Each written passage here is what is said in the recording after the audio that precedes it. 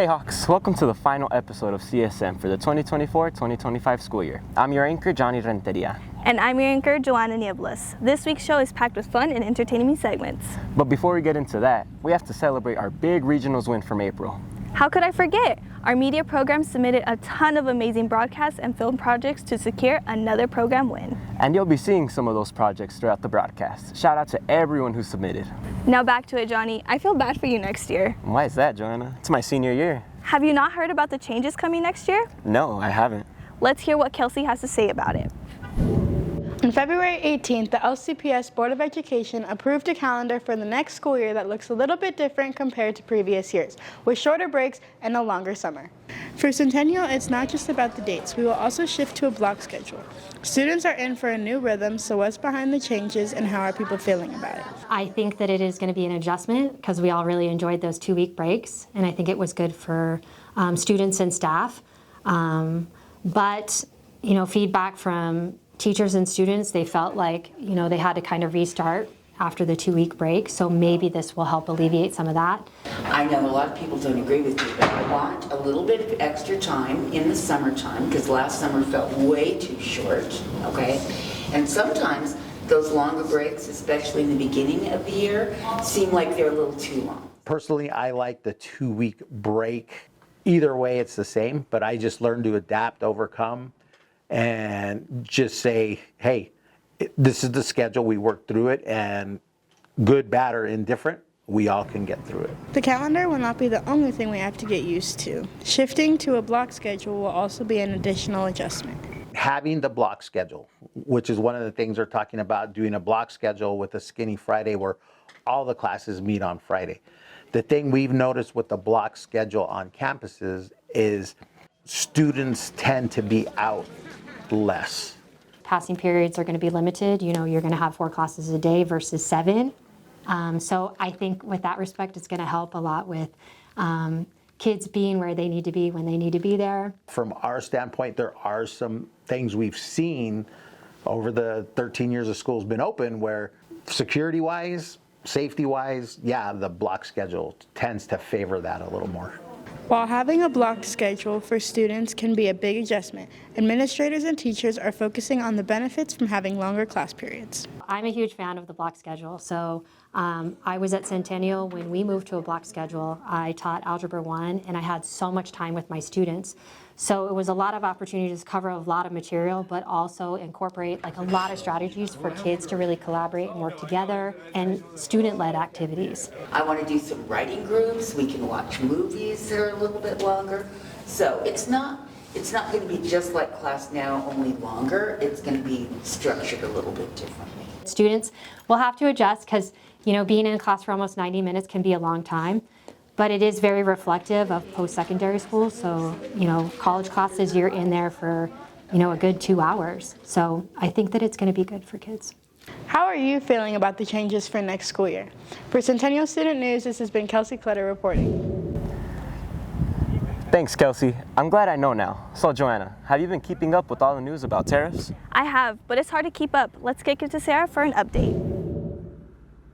10% tariff on the American market. There was already fatigue, and now that tariff impact on data center build-out. He has raised tariffs on China to 245%. Or tariffs. Tariffs on China. Tariffs. You've heard it on the news, on social media, and maybe around school. But what exactly are tariffs, and how do they affect our economy? Typically what happens to prices when we raise import, or when we tariff imported goods, is that whatever the price of the tariff is, typically gets passed on to the consumer, because if we have to pay for overhead for a business, a tariff would be an overhead, we're not just going to eat that cost as a business. We're going to raise the prices on our products to try to recoup some of that money. On April 5th, a major change in U.S. trade policy happened when President Donald Trump introduced large tariffs. These tariffs, which are taxes on goods coming from China, have increased to 145%, the highest ever seen in recent times. This action is part of what the White House calls Liberation Day. My fellow Americans, this is Liberation Day. And is a key part of Trump's economic plans during his second term. The president believes these tariffs are a clever decision that benefits American workers. For any country, it's going to be kind of negative because you get money taken away from you. And when you get a tariff against you, you lose millions, you know what I mean? On whether it's a teddy bear or it comes into even imports. Generally, a lot of our goods come from other countries, so it's like harming the average Joe. At the same time, China responded by imposing a 34% tariff on all goods imported from the U.S. and halting negotiations, leading to a trade conflict similar to what occurred during Trump's first term. I mean, they call it a trade war for a reason, right? Like, if you tariff a country or they tariff us, it's the equivalent of somebody hitting you in the face, right? So your natural reaction to that is to hit them back in the face, which is then going to cause them to hit you and then you to hit them. And so what you end up seeing is just a slow increase in tariffs over time. There's generally no winners in a tariff war, usually. It's usually the losers are the consumers, whoever they might be on both sides of the equation. Whether this strategy bolsters American manufacturing or strains an already fragile global economy, one thing's for sure, tariffs are back and they're not just a policy, they're a brand. For Centennial Student News, this has been Sarah Aswad reporting. Thanks, Sarah. Now let's switch gears and check out how our very own Hawks Theater Club did at their Alice in Wonderland production. Have you ever wondered what happens behind the scenes of your school play? Well, today we're investigating the production of Alice in Wonderland by CAST. So CAST originally, when it was originally started, stood for Centennial After School Theater. And that came from the fact that we did not have production classes here at Centennial when I first started teaching here. And so that was the only time that we were able to work on productions, was after school. Eventually we got the production classes, and so it kind of became what we now call Centennial After School Thespians. So it's kind of a thespian troupe. A place where we can work on extracurricular productions. The fun thing about this upcoming production of Alice in Wonderland is that I really have little to nothing to do with it. The students of CAST, I should say, have been working on this production on their own, entirely directing it, designing it, etc., building it. I've seen maybe a few seconds of rehearsal at this point, so I'm just as excited as everybody else to see what the product is. I'm playing Alice, and rehearsals have been going pretty good, I think. We only rehearse one time a week on Wednesdays until 4:30 every week, but since spring break happened, we only had about 11 rehearsals to get this show done, and then this tech week. So today is dress rehearsal, so it's going pretty good though. To be in my first play, I think that's really cool. And then really just to kind of do the last show for CAST, since next year CAST won't be a thing. I think it's going to be really cool to to honor CAST one more time with a comedy, which very well fits a lot of us here. So I think it's really cool. I do costumes. I've been currently working on our Alice's costume. I currently got the bodice all sewn. I just need to cut the fabric for the skirt. I'd say our Alice's is mainly from the Disney's Alice in Wonderland, just with the typical style of it. Probably not a lot of people work on costumes, or at the beginning, and not a lot of people worked on costumes, so we were kind of behind on costumes, but now it's somewhat sorted out. With 3 days left till show day, student-led projects provide opportunities for teams to work together. It's been wonderful. Everyone in CAST is very supportive, and it's a really comfortable environment, and it's just kind of inspiring to see a lot of people around you who want to try so hard to make a production amazing for everybody. Alice in Wonderland will be performed April 10th through 12th at 6 p.m. If you missed this performance, keep an eye out for the next production. For Centennial Student News, this has been Lola Macias reporting. Thanks, Lola. Next up, the Senior Art Showcase. Here's what Kaylee has for us. Seniors district-wide have spent their senior year focusing on their artistic talents, and tonight their hard work comes to life in a stunning exhibit. Families, teachers, and community members have gathered to celebrate these young artists as they showcase their unique perspectives and creative expressions. Hello, I'm Annalisa Torres. I am the exhibits curator for the All City High School Senior Art Show. Every year we do the show at our Las Cruces City Museums. This year we're featured here at the Brannigan Cultural Center for the High School Art Show, which has artwork from 5 schools, all seniors. We have around 70 pieces this year. Every year it's different. We always have a different winner from a different school, and whether it's 2D or 3D, it's amazing. Hi, I'm Frances Gomez. I'm the art teacher at Centennial High School, along with Ms. Marcotte, who teaches ceramics. We teach introduction to art, drawing and painting, and all levels of ceramics, from Ceramics 1 through Ceramics 3. We're excited to be here at this senior art show that we do every year. Excited for them to be here. We love the ability that all our students have to create these wonderful pieces that are being shown here today. Students told us their greatest inspiration and the meaning of their pieces. My name's Lanicia Goins, and my biggest inspiration would most definitely have to be my art teacher, Miss Marcotte. I don't know, she has this kind of style and coolness vibe about her that I love and I truly admire. And when she said we were doing this project, I was just like, okay, I'm ready for a challenge, you know. So I was really excited to get started on it. But yeah, my art teacher was most definitely my biggest inspiration. What inspired my piece was isolationism and the feeling of loneliness, even with friends all around you, and feeling like you're not special on your big day. That's why it's in a party setting, and that's why he's alone at his table. For Centennial Student News, this has been Kaylee McGee reporting. Thanks, Kaylee. Our final story is all about the Spring Fest. Let's check it out with Bailey. The 30th Annual Spring Fest is an Easter event located in Young Park and hosted by Bravo Mike Communications. It features a variety of fun from vendors, Easter egg hunting, and free photos with the Easter Bunny. So this is our 30th year that we celebrate this big community event. It's always happened the day before Easter. It's very successful this year, even with the weather, but we're very happy with the way that it turned out. A lot of work goes into this, not only with us as a company, but our community partners, all the vendors, our sponsors. Really a team effort, and everybody came through today with the food trucks, amusement rides, our vendors, the free photos with the Easter Bunny.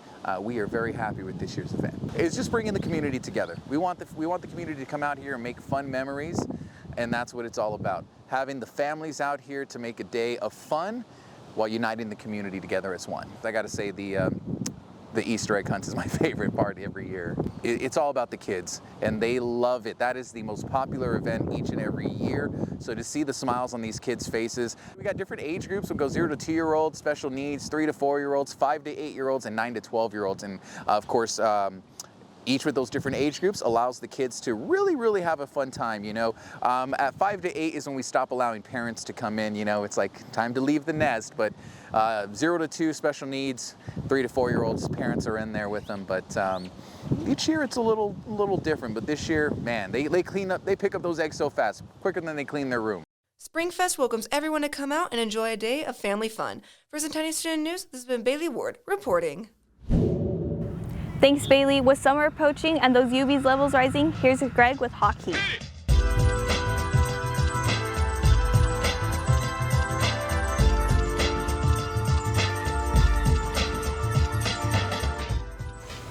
What's good, Hawks, and welcome back to Hockey, your best source of information when it comes to the weather. I'm Greg Shapiro, and we are so back, guys. I've been gone for like a while now, but now I'm finally here to give you the weather. This Monday, we will have high temperatures of 88 and low temperatures of 62. Tuesday will feature high temperatures of 90 degrees and low temperatures of 55. Wednesday, we'll have high temperatures of 87 and low temperatures of 59. And on Thursday, we will have high temperatures of 85 and low temperatures of 62. And finally, on Friday, we'll have high temperatures of 84 and low temperatures of 59. And that's all the time we have today on Hockey. Stay safe out there, and especially in this weather, don't get heated. Thanks, Greg. Now let's head to sports with Araya and Jordan.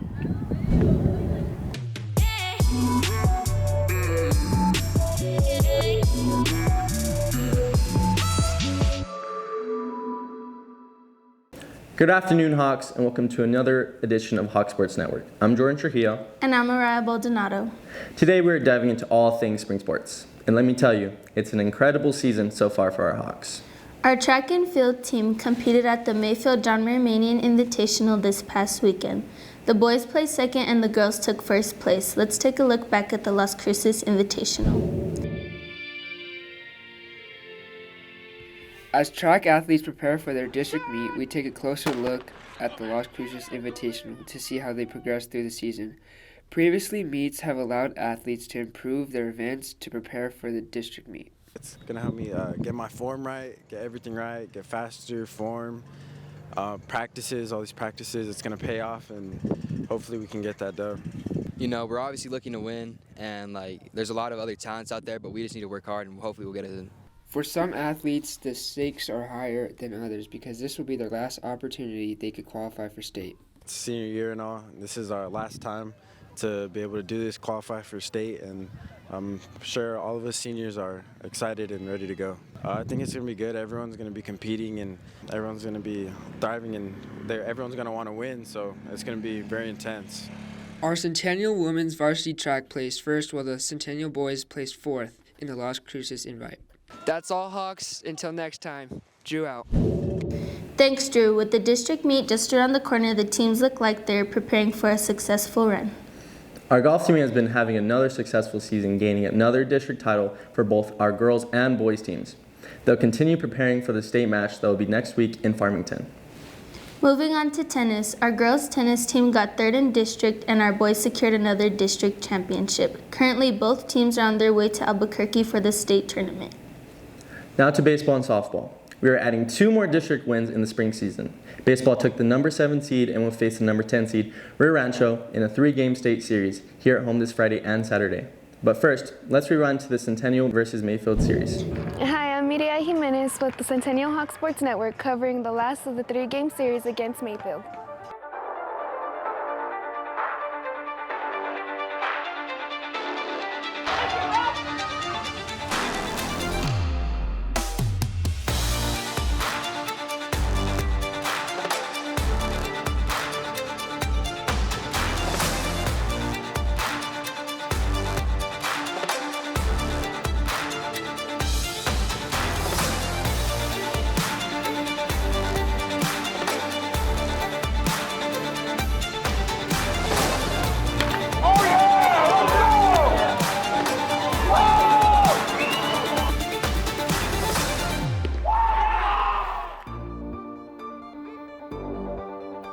With the final record of 2-1 in this series games, here's what the coaches and players have to say moving forward. We needed to win both of those to pretty much stay in the hunt to win district, and we came off a bad loss. So that was a really good win, blowout win the first game, and it's a good win for us that it was close. We're going to play close games this year, and that's great practice for it, and we pulled it out, so excellent. Cole had a good day at the plate. Threw a couple home runs, missed one just barely. Pitching performances were really good all day today, so that's the recipe for winning. I felt good. Pitches were working, and my defense was behind me making plays, so it felt good. Pitch-wise, fastball was working. I was throwing this knuckle splitter that was working, and then just filling up the zone with my other pitches like the changeup and everything. Other than the walk that I gave up, I just wasn't able to find it at first. So other than that, I feel good. Feeling really good. It's always good to get a win, especially a series win over a team here in the district, so that's always big for us. You know, I feel like what's been working is just mindset-wise. I feel like we've grown a lot closer as a team. I feel like our mentality has definitely been working for us. We just got to swing the bat more, and I think we'll be all right. That's just for the first half. You know, obviously we're still trying to recover from the tragedy that happened with AJ, so just keep our heads high, play for him, and let God take the wheel. That's all you can really do. For Centennial Hawk Sports Network, this has been Mireya Jimenez.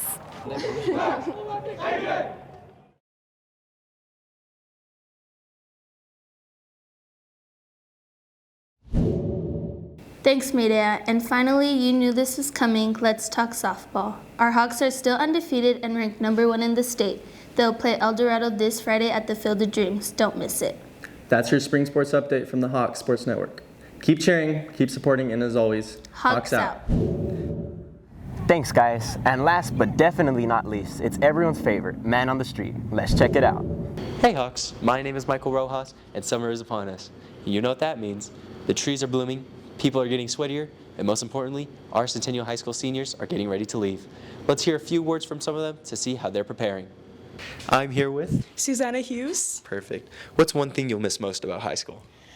I think what I'm going to miss most about high school is FCCLA. It was really a family to me during my 4 years of Centennial, and I'm really going to miss it because I'm not going to have it in the same space when I go to college. I'll also miss FCCLA. And then what's one thing you wish you could tell your freshman yourself?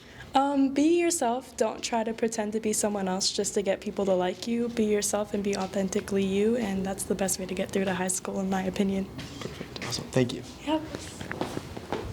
I'm here with Daniel Mendiola. What's your favorite high school memory? Probably during prom, you know, despite all the thunder and rain that caused us to stay in place, you know, it was really fun because in the worst situations, you can make a good memory out of it, you know? Perfect. And what's one thing you'll miss most about high school? Being a kid and not having to deal with responsibility. Perfect. Thank you. I'm here with Gia. Perfect. What's your favorite high school memory? I think it was painting my senior spot. Perfect. And what's one teacher that has made the biggest impact on you? Miss Epperson. She was my junior English teacher. Why did she make the big impact? She was the kindest teacher that I've ever met. Perfect. Thank you, Gia. I'm here with Dimitri. Perfect. And what's one thing you'll miss most about high school? I'm gonna miss all the events. I'm gonna miss Michael for sure. Thank you, Dimitri. Perfect. I'm gonna miss the potato bars, the cafe. It was so many memories to miss. It's okay. We'll all miss you, Dimitri. Yeah. And what's one Centennial staff member that will make the most impact on you? Mr. Gabbage. Mr. Gabbage. Any reason why? AP Bio has prepared me for college. Like, taking that class, it was hard at first. It still is hard, but it has prepared me for college. I feel more ready to go to college now. Well, that's good. Perfect. Thank you, Dimitri. Up top. Give me a high five. Oh, I'm here with Isaac Chavez. Perfect. What's one Centennial staff member that has made the biggest impact on you? So personally, I would say probably Mrs. Epperson, because she really sparked my motivation to write and read, and she really made English a fun class, you know? Perfect. And what's your favorite high school memory? Probably the games, honestly. If you're an underclassman and you haven't gone to the games before, I really encourage it because the games are really fun. So. Perfect. Thank you, sir. Of course. I'm here with Zayden Torres. Perfect. And what's your favorite high school memory? My favorite high school memory is going to summer workshop for student government. It was very fun working with such other schools in Albuquerque, doing water games and swimming in the pool at night with everybody else and just having fun. Perfect. And what's one thing you wish you could tell your freshman self? Have better style and clothes. It was horrible. It was so bad. And don't be annoying. It's okay. You still need fashion tips. That is so rude. Once again, thank you to all of our Centennial High School seniors. We're wishing you the best on your future endeavors. And for one last and final time, this has been Michael Rojas.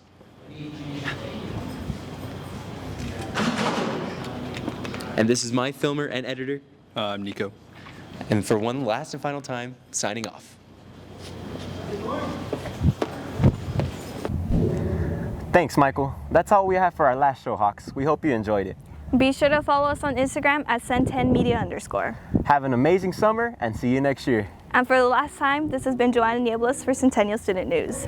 Bye.